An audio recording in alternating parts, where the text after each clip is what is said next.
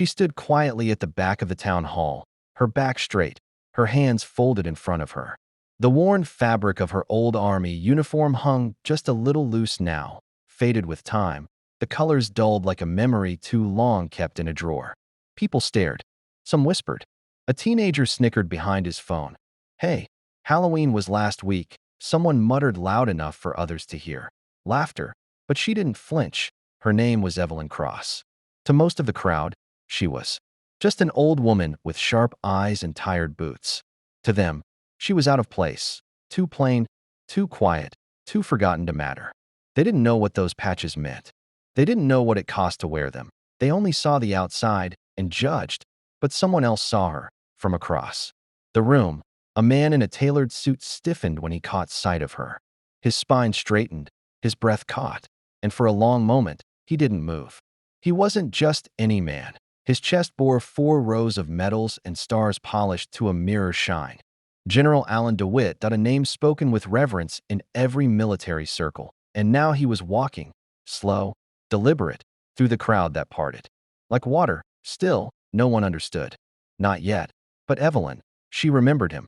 She hadn't worn the uniform in years. Not since her unit was disbanded after a rescue mission gone terribly wrong. Most never made it back. She did barely. The smoke from the desert still clung to her lungs when she awoke in a hospital bed. Evelyn had been the medic who stayed behind, dragging the wounded through fire, carrying men twice her size over her shoulders while artillery fell like thunder. She never asked for medals, never attended ceremonies. She just disappeared, like many who gave everything.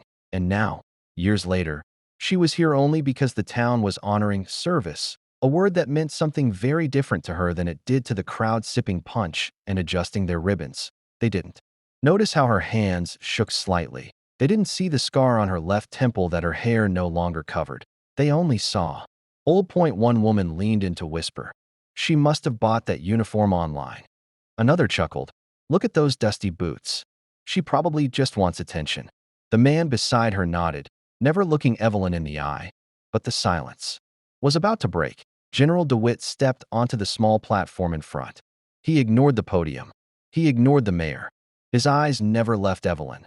Then, before anyone could ask, he stepped down. He walked straight toward her. The whispers stopped. And then, he saluted.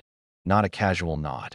A full, stiff, silent salute that made every military man in the room stop breathing. Gasps followed. She blinked once.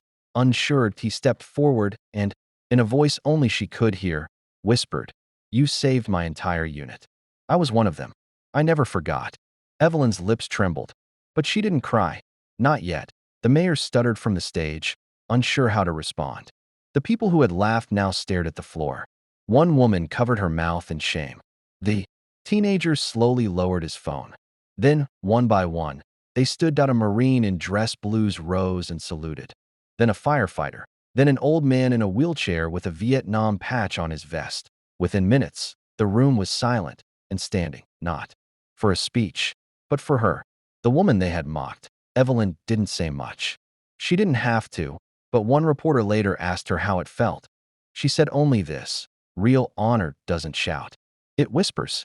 And sometimes it remembers. And from that day on, no one in that town forgot Evelyn Cross. Her faded uniform was never mocked again, because people finally saw it for what it truly was. A reminder that heroes don't always wear new boots, but they always walk with silent strength. If this story moved you, let us know where you're watching from. Have you ever witnessed a quiet act of courage? Share your thoughts below. Subscribe for more real stories that honor those who walk with silent dignity and never ask for thanks.